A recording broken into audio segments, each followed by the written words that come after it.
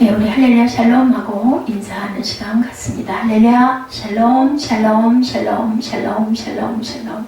하나님 사랑합니다. 여러분 주 안에서 사랑합니다. 너무 잘 아는 말씀이죠. 크리스찬이라는 이름이 안디옥에서부터 시작이 됩니다. 그래서 그리스도인이라 일컬음을 받았다. 26절에 그렇게 나타나 있죠. The disciples were called Christian first at Antioch 하고 나와 있습니다. 11장 전체 11장 1절부터 30절까지인데 우리 함께 내용을 살펴보도록 하죠. 교회가 보편적인 교회로 성장하기 위해서 준비해야 할 것들이 많죠. 사도들의 의식도 안디옥 교회의 준비에 있어서 동일한 모습을 우리가 오늘 11장에서 보게 됩니다. 베드로는 할례자들이 비난을 받은 일로 인해 하나님께서 행하신 그런 사실로 그들을 깨우치자 자기가 잠잠하고 하나님께 영광을 돌리죠. 또 흩어진 무명의 그리스도인들에 의해 세워진 안디옥 교회를 세우려는 예루살렘 교회의 노력과 그 일로 인해서 사역을 감당하는 교회로 성장하는 안디옥 교회의 모습을 우리가 살펴볼 수가 있습니다.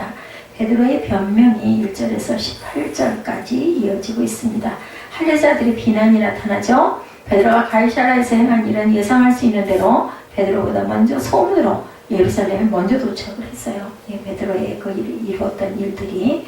그런 예루살렘에 도착하자마자 엄격한 유대인 성도들에게 왜 거룩한 규례들을 어겼느냐는 질문 공세를 받게 됩니다. 11장 보죠. 유대인은 사도들과 형제들이 이방인들도 하나님의 말씀을 받았다함을 듣습니다.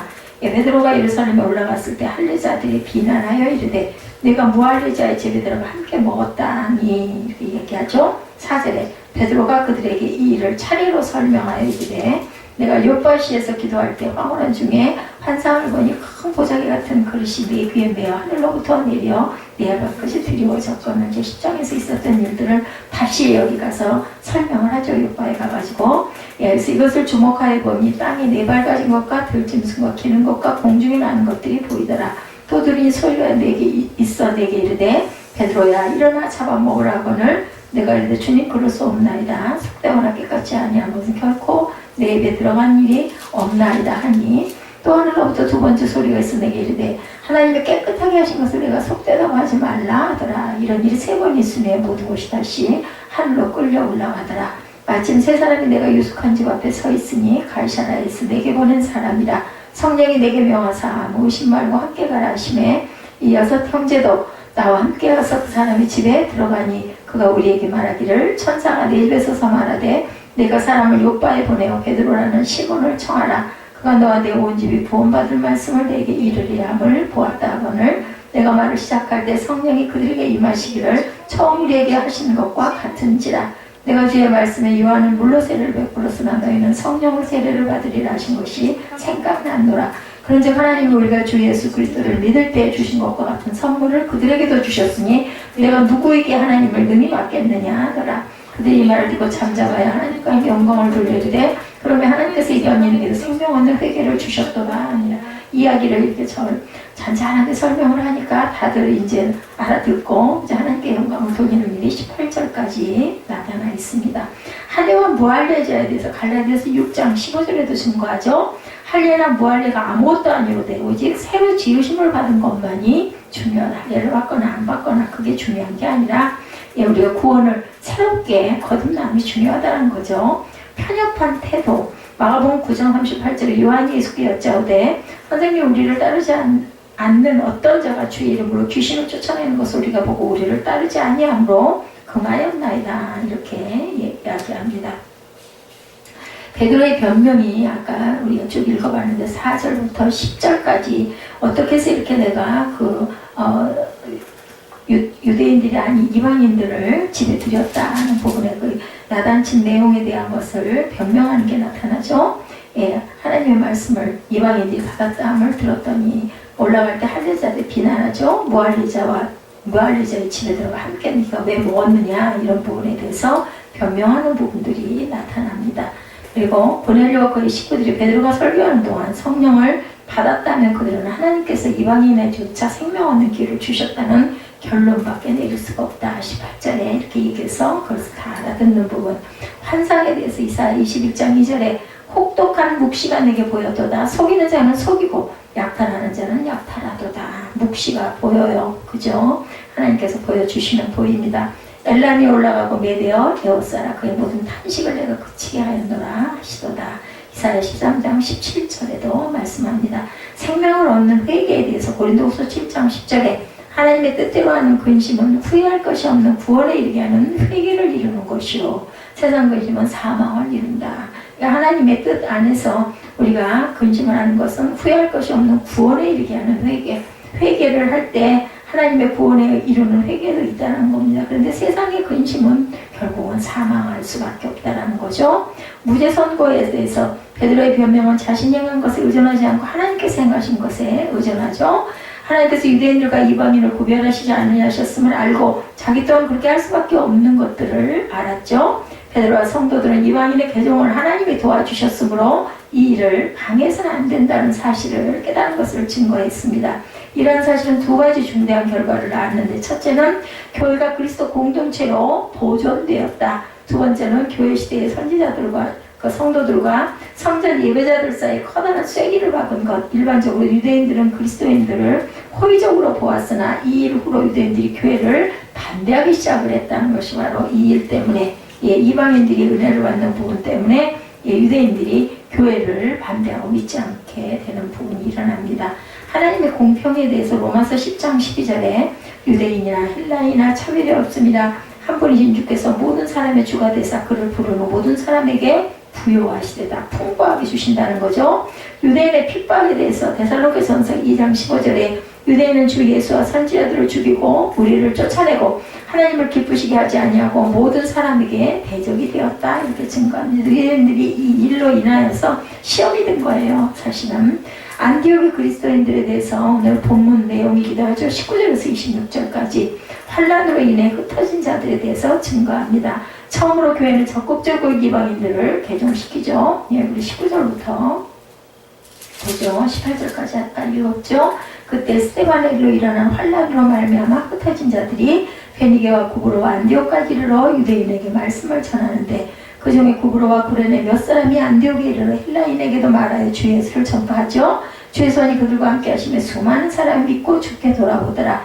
예루살렘 교회 갈 사람들의 소문을 듣고 바나바를 안디옥까지 보내니 그가 이르러 하나님의 은혜를 보고 기뻐하여 모든 사람에게 굳건한 마음으로 주와 함께 머물게 있으라 권하니 바나바는 착한 사람이요 성령과 믿음이 충만한 사람이라 이에 큰 무리가 주께 더하니라. 자, 여기서 전도가 아주 크게 일어나는 부분들에 대한 증거가 나타나죠. 자, 누가는 다시금 스데반의 순교를 이야기하면서 이 일이 준 또 다른 결과를 지적한 것이 19절. 스데반에 있는 사마리아 전도에 영향을 끼쳤다. 20절에서 21절이죠. 또한 스데반의 죽음은 사울이 더 열렬하게 교회를 핍박하도록 자극했으며 결과적으로 그를 개종시켰다. 세 번째 결과는 복음이 이방인의 땅으로 퍼져나가죠. 누가는 환란으로 인해 흩어진 자들이 할례 없는 헬라인들에게 메시지를 전하는 첫 발을 내딛게 했음을 말하고 있으며 여기서부터 이방인의 전도가 시작이 됐다는 거죠. 스데반의 순교 결과는 어떻게 됐어요? 사도행전 8장 1절과 4절에 사울은 그가 죽임당함을 마땅히 여기더라. 흩어진 사람들이 두루 다니며 복음의 말씀을 전할세. 헬라인에게 복음 전파한 부분이 요한복음 7장 35절에 이에 유대인들이 서로 그때 이 사람이 어디로 가기에 우리가 그를 만나지 못하리요. 헬라인 중에 흩어져 사는 자들에게 가서 헬라인을 가르칠 터인가 이렇게 증거합니다. 안디옥에서의 복음 전파에 대해서 20절에 증거하고 있죠. 수리아 있는 안디옥은 오른테스 강 하구에서 상류쪽으로 24km가량 올라간 곳에 위치하고 있었죠. 이 도시는 BC 300년에 세워졌고 알렉산더 대왕의 제국이 여러 개로 분할되었을 때 그중 한 나라의 수도이기도 했다. 그죠? 수리아라는 곳입니다. 안디옥은 로마와 알렉산드리아에 이어 로마 제국 내에서 네 번째로 큰 도시였고 국제적인 도시이기도 했습니다. 이곳에서 세월이 갈수록 인종이나 종교의 차이가 중요성을 점점 잃어갑니다. 안디옥이라는 도시의 박해를 피해 유대를 빠져나온 성도들이 모여들었어요. 이들은 안디옥에서 먼저 유대인 공동체에 예수님에 관한 소식을 전합니다. 하지만 보다 진취적인 사람들은 그곳에 거주하는 이방인들에게도 복음을 전하죠. 그래서 많은 이방인들이 기다렸다는 듯이 열렬히 복음을 받아들였다. 유대인과 이방인에게 복음 증거가 전도됩니다. 안디옥에서. 얼마 지나지 않아 안디옥 교회는 이방인들이 주류를 이루었고 계속해서 현저한 이방인 교회로 남게 됩니다. 이방인의 개종에 대해서 에베소서 3장 6절에 이런 이방인들이 복음으로 말미암아 그리스도 예수 안에서 함께 상속자가 되고 함께 지체가 되어 함께 약속에 참여하는 자가 되었다 증거되어 있습니다. 에베소서 3장 6절입니다. 그리스도 안에서 하나가 된다. 갈라디아서 3장 28절에 너희는 유대인이나 헬라인이나 종이나 자유인이나 남자나 여자나 다 그리스도 예수 안에서 뭐다? 하나이니라. 그래서 증거합니다. 갈라디아서 3장 28절. 바울과 바나바의 관계에 대해서 25절에서 26절에 증거됩니다. 예전이 복음의 확산 소식이 사도들과 예루살렘의 지도자들에게 알려지다 그들은 위로의 아들이죠. 바나바의 그 뜻이 바나바를 안디옥에 대표적으로 보내는 부분이 25절에서 26절에 나타나 있었죠. 자, 그리고 바나바는 몹시 기뻐합니다. 그곳에 머물며 역동적인 안디옥 교회 진행에 필요한 일을 감독하는 그 지도를 합니다. 그러나 이 사역이가 혼자서 감당할 수 없는 것을 알고 옛 친구 사울을 데리러 다서에 가서 안디옥으로 데려다 1년 동안 함께 사역하며 교회를 든 뒤 여기서 드디어 바울이 된 사울이 등장을 하죠. 누가? 바나바가 다서에 가서 데려옵니다. 견실한 생활 광야에서 3년 동안 기도하고 내려와 있던 자리가 다서였던 것 같습니다. 견실한 생활에서 고린도전서 15장 58절에 그러므로 내 사랑하는 형제들아 견실하며 흔들리지 말고 항상 주의 일에 더욱 힘쓰는 자들이 되라. 이는 너희 수고가 주 안에서 헛되지 않은 줄 아니라.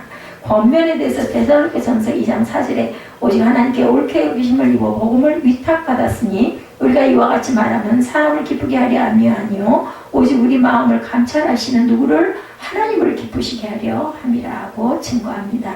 안디옥 교회 선교에 대해서 27절, 28절에 나타나 있죠. 그때 선지자들이 예루살렘에서 안디옥에 이르니 그 중에 아가보라는 한 사람이 일어나 성령으로 말하되 천하의 큰 흉년이 들리라 하더니 글라우디오의 때에 그렇게 되니라. 제자들이 각각 그 힘대로 유대에 사는 형제들에게 부조를 보내기로 작정하고 이를 실행하여 바나바와 사울의 손으로 장로들에게 보냅니다. 큰 흉년이 되니까 그죠? 서로 부조를 내놓습니다. 자발적으로. 그래서 바울과 바나바 사울의 손으로 장로들에게 예루살렘 교회에 보내는 일이 일어나는 부분이 여기 나타나 있죠. 자, 이때 안디옥의 그리스도인들은 헌금을 해서 바울과 바나바와 사울을 통해 예루살렘 교회에 전달하는 부분이 29절에서 30절 오늘 11장 마지막 절까지죠. 이방인들로 주종을 이룬 안디옥 교회가 유대 그리스도인들을 돕습니다. 그리스도인이라 처음 불린 자들이 아름다운 도움이 일어나는 부분이 오늘 11장 말미에 나타나고 있죠. 그리스도인이라 불렸다. 베드로전서 4장 16절에도 만일 그리스도인으로 고난을 받으면 부끄러워하지 말고 도리어 그 이름으로 하나님께 영광을 돌리라. 사도행전 11장 26절에 제자들이 안디옥에 이르러서 그리스도인이라 일컬음을 받게 되더라. 오늘 본문의 26절이죠. 부조를 보내는 내용이 로마서 15장 26절에도 이는 마게도냐와 아가야 사람들이 예루살렘 성도 중 가난한 자들을 위하여 기쁘게 얼마를 면보하였습니다. 이 가뭄으로 인하여 어려움을 당한 곳에 기쁜 면보를 누가 이방인들이 어느 그 안디옥 교회에서 시작이 돼서 면보를 했다. 그것을 바나바와 사울이 전달하죠. 오늘 11장 그 전체적인 결론은 신약 성경에 그리스도인이라는 용어가 3번 나와요. 3번밖에 안 나와요. 안디옥 교회에 붙여진 이름과 사도행전 26장 18절 그리고 베드로전서 아까 제가 증거한 4장 16절입니다. 각 경우 모두 직설적이든 암시적이든 불신자들의 입으로부터 나왔다는 사실에 중요한 의미가 남들이 그렇게 부르는 거죠. 그 사람들 그리스도이냐 이 얘기를 본인들이 하진 않겠죠. 남들이 그렇게 불렀다는 거죠. 교회가 교회다워지고 성도가 성도다워질 때 그 이름은 부끄럽지 않을 것이다. 일단 마땅히 하나님 일을 감당하는 교회들이 되었죠. 21세기에 가장 크게 논쟁이 되는 화두는 리더십은 정확하게 무엇으로 구성되느냐 이러한 그 논쟁의 화두가 있었다고 합니다. 어떤 사람은 리더란 무슨 일을 해야 하는지 알아내는 능력과 미래를 볼 줄 아는 사람이다 이렇게 얘기합니다. 또 어떤 사람들은 리더는 자신이 하는 일들은 사람들이 열정적으로 받아들일 수 있도록 전달하여 사람들로 그 일에 동참하고 싶은 마음을 끌어내는 사람이다 이렇게 결론을 내립니다.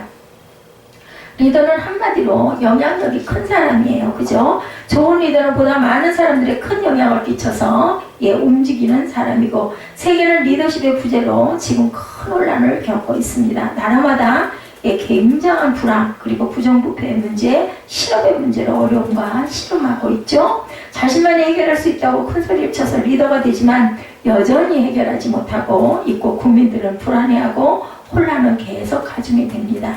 예, 한 사람의 지도자의 영향력은 엄청나죠. 훌륭한 지도자를 만나면 평화롭게 발전하며 행복하게 되지만 그렇지 못한 지도자를 만나면 혼란의 연속이고 퇴보하고 모두가 고통스럽게 된다는 걸 우리가 압니다.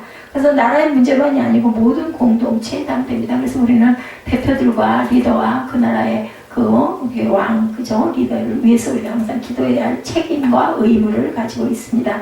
교회도 마찬가지고, 사회도 마찬가지고, 또한 작게는 가정도 마찬가지다. 오늘 우리는 훌륭한 지도자의 모델을 발견합니다. 성경에서 발견되죠? 말씀에 보면 박해를 피해 흩어진 그리스도인들의 전도로 안디옥 교회가 세워지고 예루살렘 교회는 바나바를 지도자로 세워서 안디옥 교회에 파송을 하는 사건이 일어납니다. 바나바가 안디옥 교회의 지도자를 세워지자 많은 사람이 죽게 돌아왔다. 이건 뭐예요? 은혜를 받고 그죠? 부활을 받는 내용을 나타내고 있습니다. 그리고 교회 역사상 최초로 안디옥에서 그리스도인이다 하는 좋은 별칭을 얻게 됩니다. 남들에게, 믿지 않는 사람들에게. 또 안디옥 교회는 최초의 선교사를 파송하는 교회 역사에 길이 남을 만한 중요한 역할을 합니다. 그래서 교회가 조금 커지면은 선교사들을 파송을 해요. 자기들의 그 헌금을 모아가지고. 바나바는 자신이 사역한 안디옥 교회와 당시 예루살렘 소아시아 일대에 아주 큰 영향을 끼친 사람이었던 건 분명합니다. 오늘까지 바나바는 수많은 사람들에게 좋은 영향, 위로의 아들이죠. 예, 우리도 바나바처럼 많은 사람에게 좋은 영향을 강력하게 끼치는 그러한 믿음의 사람들 되시기를 주님의 이름으로 축원합니다. 바나바가 어떤 사람이 하나님께서 그를 기뻐하시고 그를 귀하게 사용하셨을까를 봅니다. 바나바를 통해서 많은 사람을 구원하셨는가? 바나바를 통해서 많은 사람을 아름답게 변화시켰는가? 바나바를 통해서 훌륭한 인물을 배출하셨는가? 이 부분을 우리 한번 살펴보죠. 그에 반해 오늘 우리들이 세상에 끼치는 영향은 과연 어떠한가? 이것도 생각해 봅니다. 우리도 바나바처럼 많은 사람들에게 큰 영향을 끼치는 사람, 하나님의 손에 붙잡아 귀하게 쓰임받는 사람들이 분명히 돼야 되겠죠. 하나님께서 바나바를 통해서 우리에게 무엇으로 도전하시는지, 우리 하나님께 귀하게 쓰임받으려면 또한 무엇을 준비해야 하는지, 예, 우리 은혜를 나눠보죠. 23절에 하나님의 은혜를 보고 우리가 기뻐해야 된다. 예, 이렇게 나타나 있습니다. 그가 이르러 하나님의 은혜를 보고 기뻐하여 모든 사람에게 굳건한 마음으로 주와 함께 머물러 있으라 권했다라고 이렇게 나타나죠. 23절에 스데반 순교 이후에 일어난 큰 박해로 인해서 흩어진 교인들이 안디옥에 오게 됩니다. 그리고 처음에는 유대인 디아스포로에게만 말씀을 전했다고 나타나죠. 그러다 몇 사람이 이방인에게도 예수를 전파합니다. 그러다가 주님의 손이 그들과 함께 하셔서 수많은 사람이 예수를 믿고 죽게 돌아오게 되죠. 그 소문을 들은 예루살렘 교회에 있는 사도들이 안디옥 교회 지도자가 필요함을 깨닫고 바나바를 안디옥 교회 담임 목사로 파송을 한 거예요. 바나바가 안디옥에 이르러 성도들을 만나 가장 먼저 한 일, 하나님의 은혜를 보고 바나바가 안디옥에 도착하여 가장 먼저 한 것은 교회당이 얼마나 크고 웅장한 것을 살핀 게 아니죠. 교인 수가 얼마나 많은 것을 본 것도 아닙니다. 교인들의 수준이 얼마나 높은지, 얼마나 말씀을 많이 아는지, 재정 상태는 어떤지 그런 것들도 보지 않았습니다. 그들 중에 임한 하나님의 은혜를 보았다고 나타납니다. 이방인들이 하나님의 은혜로 구원을 받은 것을 봅니다. 제 손이 그들과 함께 하시고 있는 놀라운 은혜를 바나바는 보게 되죠. 지도자가 없이도 교회가 세워졌고 교인들이 흔들리지 않고 말씀을 사모하며 열심히 모이고 있는 것을 보고 하나님의 은혜가 안디옥 교회에 넘치고 있음을 보았다는 거예요. 그리고 바나바는 하나님의 은혜를 보고 기뻐합니다. 자, 우리에게도 이런 모습들이 보여야 되겠죠. 어느 교회를 갔을 때 뜨겁게 기도하고 찬양을 할 때 기쁘게 찬양하고 말씀할 때 집중하고 아멘 아멘을 열심히 하면 우리도 거기 앉아있을 때면 어때요? 우리도 같이 막 뜨거워지지 않습니까? 예, 교회 와서 은혜는 보이지 않고 사람만 보는 사람들, 교회에서 은혜는 보지 않고 축복만 보는 사람들도 많이 있는데 교회에서 은혜는 보지 않고 문제와 허물만 보는 사람들도 많이 있습니다. 그러다 보면 결국은 자신이 시험이 들고 실족하게 된다는 것을 우리가 꼭 알아야 되겠다. 마귀에게서 하나님이 준비하신 영원한 선물을 보지도 못하고 받지도 못하고 하나님의 은혜에 여러분들의 시선을 항상 고정할 줄 알아야 되겠다는 거죠. 교회 와서 하나님의 은혜를 보려고 힘쓰고 언제나 어디서나 하나님의 은혜를 바라보는 저와 여러분들이 되어야 되겠습니다. 왜냐하면 바나바가 안디옥에 와서 성도를 본 것도 아니고 교회 크기를 본 것도 아니고 말씀을 얼마나 많이 아나 재정 상태가 어떤가 이런 걸 하나도 보지 않았어요. 그곳에 임한 하나님의 은혜를 성도들에게 임한 은혜를 바라보고 기뻐했다라고 나타났으니까 분명히 그죠? 예, 가장 중요한 것은 하나님의 은혜가 이곳에 임하는가 이게 가장 중요하다. 예, 교회 와서도 하나님 은혜를 보려고 힘쓰는 그런 저와 여러분들이 되셔야 되겠고 우리 삶 속에서도 당연히 하나님의 은혜가 얼마나 많은지를 생각할 줄 아는 저와 여러분들이 되셔야 되겠고 구원받는 것도 하나님의 은혜고 기도 응답도 당연히 하나님의 은혜입니다. 좋은 사람을 만나는 것도 좋은 교회를 만나는 것도 물론 당연히 하나님의 은혜입니다. 건강하게 살고 있는 것도 하나님의 은혜죠. 주일마다 하나님의 말씀하시는 것을 들을 수 있는 것도 은혜고 거기서 또한 엄청난 진리를 깨닫는 것도 하나님의 은혜가 아니면 우리가 할 수가 없는 것이다. 은혜 아닌 게 없어요. 교회에서의 그러한 우리 마음의 울림은. 그런데 은혜를 보지 못하는 사람들이 의외로 굉장히 많다. 전에는 내가 잘나고 열심이고 내가 잘해서 당연히 누리는 줄로 알았는데 은혜인 줄 모르고 살았는데 그러다 보니 모든 사람이 다 마땅치가 않았어요. 누가 조금만 잘못해도 믿고 신랄하게 비판을 합니다. 그러다 보니 다 모두가 나를 외면하죠. 근데 어느 날 예수님을 만나고 나니까 내가 얼마나 부족한지를 깨닫게 됩니다. 내가 얼마나 죄가 많고 허물이 많고 부끄러운 존재인가를 알게 되겠죠. 내 힘으로 될 줄 아는데 내 힘으로 아무것도 되는 일이 없음도 또한 깨달았는데 한계를 느끼는 거죠.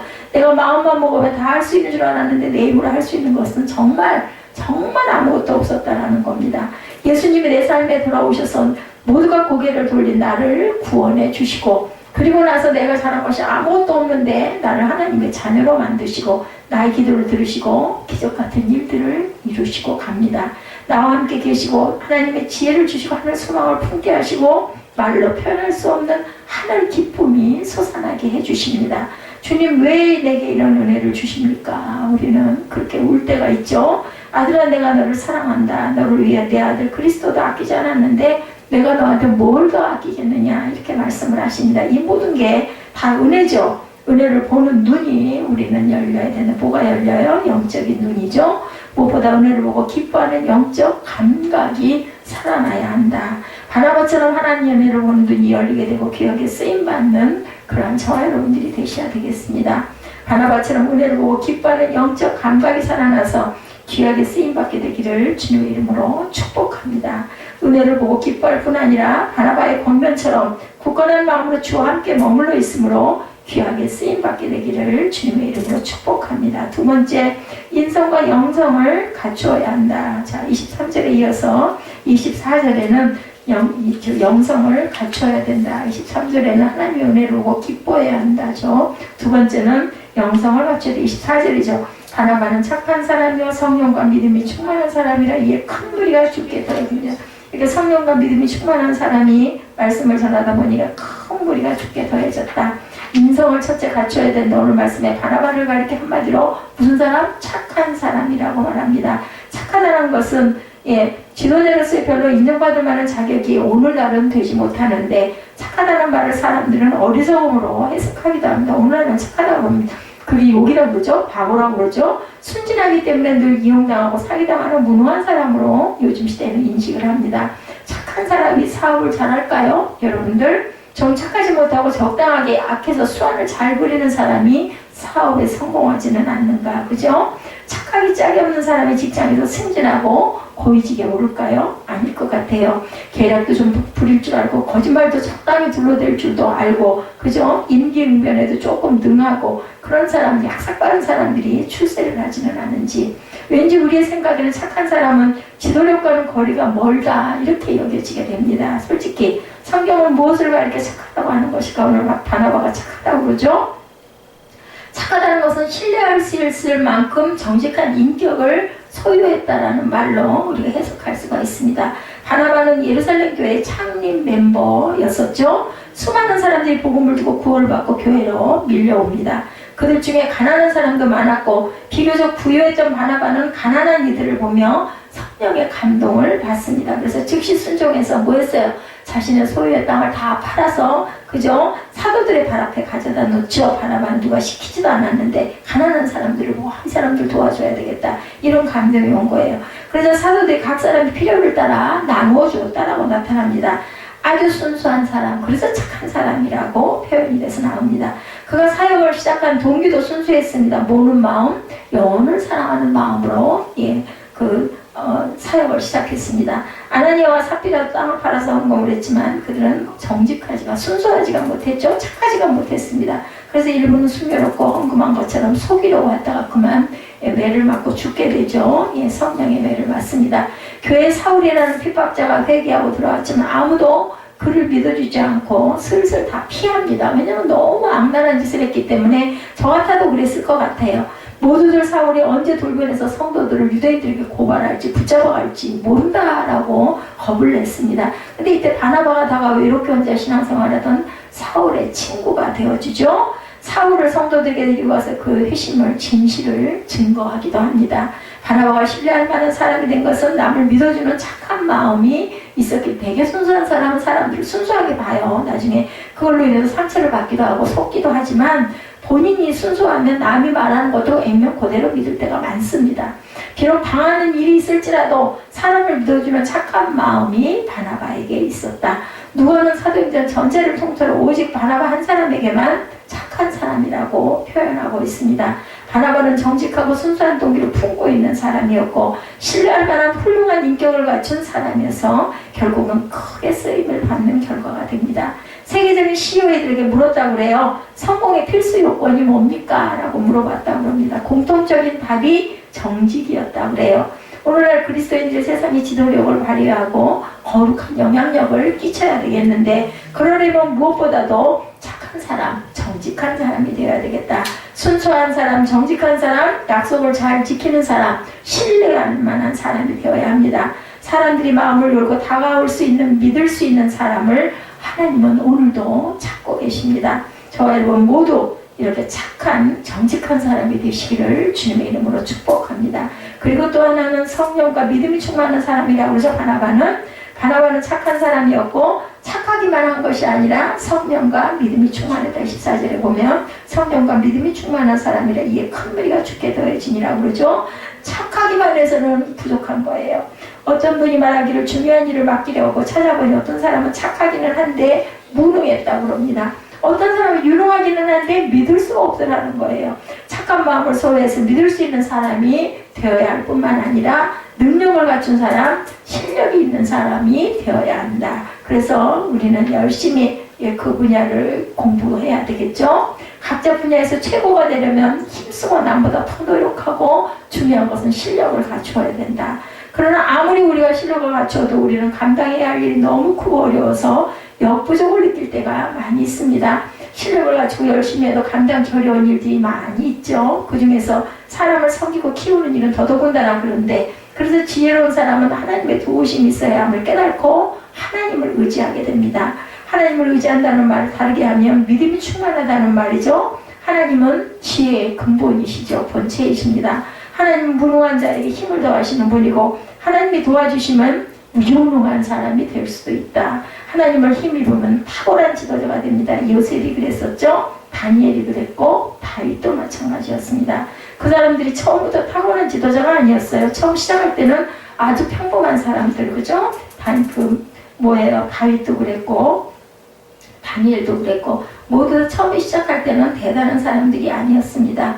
그랬는데 결국은 양 몇 마리와 씨름을 하고 집안 가족들이 별로 주목받지도 못하던 그러한 다윗.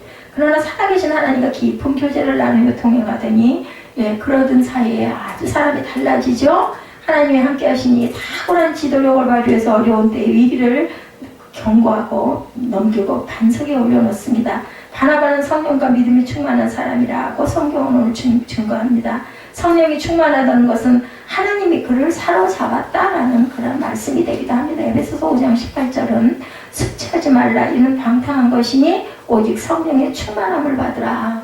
술이 취하지 말라고 하고는 결국은 성령 충만을 받으라고 이렇게만 어떻게 보면 좀 이해가 안 되기도 하는 말이기도 하죠. 동문서답 같습니다. 술이 취한 사람은 술 기운이 그를 지배하죠. 예, 술기운이 이성을 지배합니다. 그의 판단을 흐리게 하죠. 그의 감정도 지배합니다. 그의 모든 것이 뭘로 지배? 술이 지배를 한다.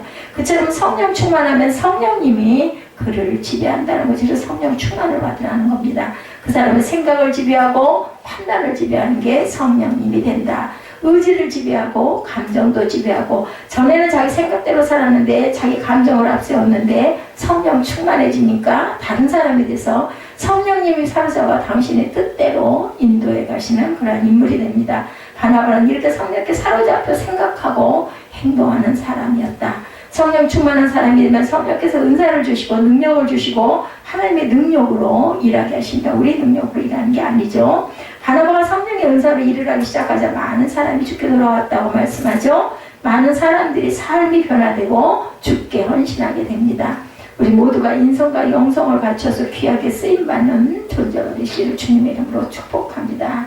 세 번째로 혼자 하지 않고 함께 할 수, 동역해야 된다. 25, 6절이죠. 예, 보니까 바나바는 사울을 찾아가 다소에 가서 만남의 안디옥에 데리고 와 둘이 교회 1년간 모여있어 큰 무리를 가르쳤고, 제자들이 안디옥에서 비로소 그리스도인이라 일컬음을 받게 되었다. 함께 동역을 했을 때 이런 결과가 일어났다는 거죠.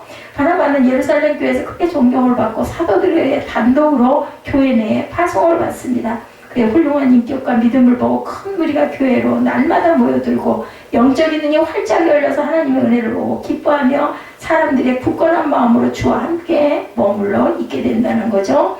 그렇게 한마디로 사람들이 큰 은혜를 받았다. 그렇게 혼자 사역을 해도 부족함은 없었지만 터키 남쪽 지방인 다소에까지 가서 사울을 만납니다. 사울은 회심 후 예루살렘에 갔다가 기도와 성경 연구를 위해서 고향 다소로 가서 3년이나 지나 모두에게 잊혀지고 있었을 그때 바나바는 사울을 만나 설득하여 안디옥을 데리고 와서 함께 사역을 합니다. 이 바나바가 사울을 만나러 다소에 갈 때까지는 그냥 가지는 않았을 거예요. 기도했기 때문에 거기를 찾아갔으리라고 봅니다. 바나바와 사울은 1년 동안 함께 안디옥 교회에서 큰 무리를 가르치고 제자들이 비로소 그리스도인이라는 영광스러운 이름까지 얼마나 부흥했으면, 얼마나 소문이 났으면 그들은 그리스도인이다라는 이름을 최초로 얻게 됐을까요? 그리고 얼마 후에 바나바와 사울은 성령의 지시를 받아서 함께 선교 여행을 떠납니다. 그래서 이제 이때부터 1차 선교 여행, 2차 선교 여행, 그죠? 3차, 4차 선교 여행이 이루어지죠. 그리고 사도행전의 후반부로 가면 바나바의 이름은 묻혀지고 바울이라는 이름으로 바뀐 사울의 주무대로 바뀌게 됩니다. 혼자 할 수 있지만 함께 일하는 것이 아름답고 자신보다 부족하고 자신보다 뒤처진 사람을 찾아내서 세워줘서 함께 일하는 사람이 아름답습니다. 사람을 키우는 것이 필요하다고 말하지만 내 자리를 내어주면서 함께 일하는 것은 사실은 쉽지가 않습니다. 그렇지만 그렇게 하지 않으면 사람을 키우기가 어렵기 때문에 바울은 그 누구도 흉내낼 수 없을 만큼 크고 중요한 일을 해낸 위대한 사람이죠. 그러나 천국에서 바나바의 상복이 어쩌면 더 클지도 모르겠다. 그죠? 바나바는 자신의 자리를 바울에게 내주면서까지 그를 섬기고 키웠습니다. 바울을 알아보고 키워준 사람이 바나바이기 때문이죠. 오늘 우리 교회에서도 바나바와 같이 혼자만인 함께 일하는 사람이 많아져야 합니다. 대부분 사람이 없어서 혼자 사역합니다 라고 이야기를 하는데, 가만히 앉아서 누가 찾아와 같이 일하자고 하기를 기다리지 말고 바나바처럼 동역자를 찾아 나서야 되겠죠. 함께 일하려면 마음도 맞춰야 하고 기다려주기도 하고 해야 되고 번거롭기도 합니다. 혼자 할 때는 나 혼자만 내가 열심히 하면 되는데 누구랑 같이 뜻 맞춰서 일하려면, 그죠? 둘이면 둘만큼, 셋이면 셋만큼 어렵지만 그렇게 해야 교회가 자라난다. 천국에서 좋은 상을 함께 받기 위해 시간과 에너지와 물자를 투자해 함께 일하는 저와 여러분들이 되시기를 주님의 이름으로 축복합니다. 저와 여러분이 모두 바나바처럼 영향력이 큰 사람이 되기를 우리는 항상 기도해야 되겠죠. 여러분의 직장에서, 그리고 가정에서, 교회에서, 하나님이 맡겨주신 영역에서 큰 영향을 발휘해서 많은 사람들을 옳은 대로 하나님의 나라로 인도하는 그런 변화시키는 주인공들이 되시기 바랍니다. 그러기 위해서 우리는 하나님의 은혜를 보고 항상 기뻐할 줄 알아야 되겠고, 인성과 영성을 고루 갖춘 성숙한 인물이 되도록 저희가 기도해야 되겠고, 혼자 일하지 말고 함께 쓰임받아서 동역할 줄 아는 동역자들이 되어서 하나님의 손에 귀하게 붙잡혀서 그리고 성령이 이끄는 그런 사람들이 되셔서 하나님의 나라를 확장하는 저와 여러분 되시기를 주님의 이름으로 축복합니다. 오늘은 바나바 이야기를 통해서 예, 얼마만큼 안디옥 교회가 부흥했는지 혼자 사역하지 않고 다소에까지 가가지고 예, 바울을 찾아서 데리고 가가지고 그를 키워줬던 바나바, 그리고 인성과 영성을 갖춘 착한 사람 바나바, 그리고 성령의 충만함으로 이끌림을 받았던 바나바라는 이름으로 우리 예, 사도행전 11장 말씀 전체를 함께 공부해 봤습니다. 우리 결단하시고 예, 축도로 예배를 마치도록 하죠.